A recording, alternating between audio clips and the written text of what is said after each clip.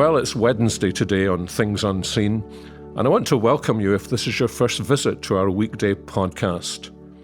This week, we've been thinking about the question, what is man? Who are we, really? And yesterday we were reflecting a little on the sheer wonder of being created as male and female, man and woman, two kinds of the same being, made to belong together, to glorify God together, and to enjoy Him together. That last bit, I think, is what non-believers can never get. When we come to know God, we enjoy Him. And no wonder, because we come to realize how loving and kind and generous He has been to us. You know, I've often thought that agnostics and atheists can't really live consistently on the basis of their own agnostic or atheistic presuppositions. They've got to beg, borrow, or steal from a biblical world and life view. Of course, without admitting it, and often without realizing it. Their presupposition is that we are just a mass of stuff, and all we are and do is determined by the stuff that's built into us from our conception. But you can't really live consistently with that world and life view, certainly with that view of yourself. I'm reminded of a lecture given by one of my professors of psychology at university. She was a well-known British humanist, and she had written on the subject of humanism and its virtues. On one particular day, she gave a lecture on biological determinism, arguing basically that everything we think, feel, and do is essentially biologically determined. The idea, therefore, that we have free will, she said, is a figment of our biologically determined imagination. The effect on my class was electrifying. There was uproar afterwards, no free will.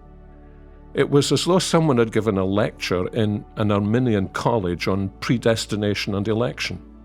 I've never forgotten the outrage. Actually, it was all very unacademic. But the interesting thing was that all this had been very calmly argued in a class of students, most of whom I think prided themselves in adopting a secular, atheistic, scientific view of the universe.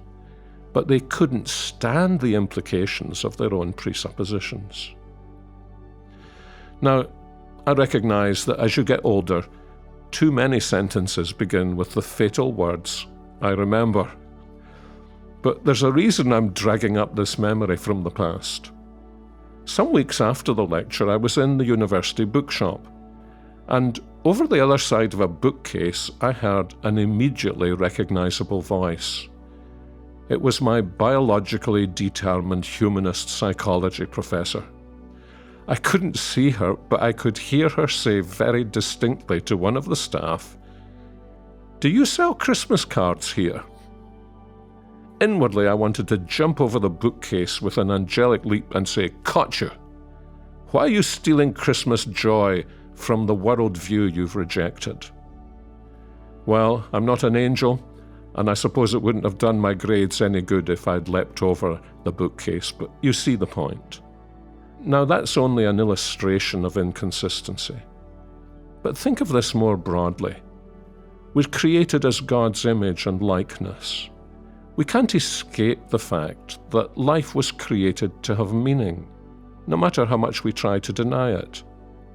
Try to think consistently from a presupposition of atheism and its partner biological determinism, and the result will be an intolerable darkness and despair.